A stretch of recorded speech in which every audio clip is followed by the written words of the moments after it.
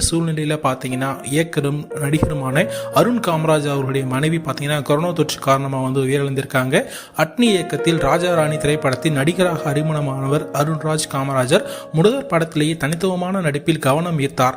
இது மட்டுமின்றி இவர் பீசா, தெரி, காக்கி சட்டை உள்ளிட்ட திரைப்படங்களிலும் பாடல்கள் எழுதியுள்ளார். குறிப்பாக ரஜினி நடிப்பில் வெளியான கபாலி படத்தில் இவர் எழுதிய நெருப்புரா பாடல் அனைவரையும் கவனத்தையும் ஈர்த்தது. பல்வேறு படங்களுக்கு பாடல்களை எழுதியுள்ள இவர் ஐஸ்வர்யா ராஜேஷ் நடிப்பில் கடந்த 2018 வெளியான கனா திரைப்படத்தின் மூலம் இயக்குநராக அறிமுகமானார்.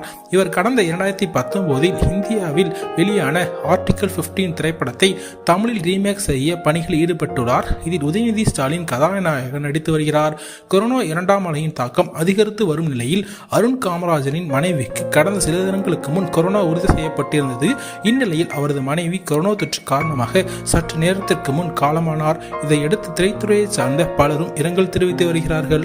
கண்டிப்பா பாத்தீங்கன்னா இது மிகப்பெரிய ஒரு சோகமான விஷயம் அப்படின்னே சொல்லலாம். தொடர்ந்து பாத்தீங்கன்னா திரைத்துறையில இந்த மாதிரி மரணங்கள் ஏற்பட்டு வந்துகிட்டு இருக்குது.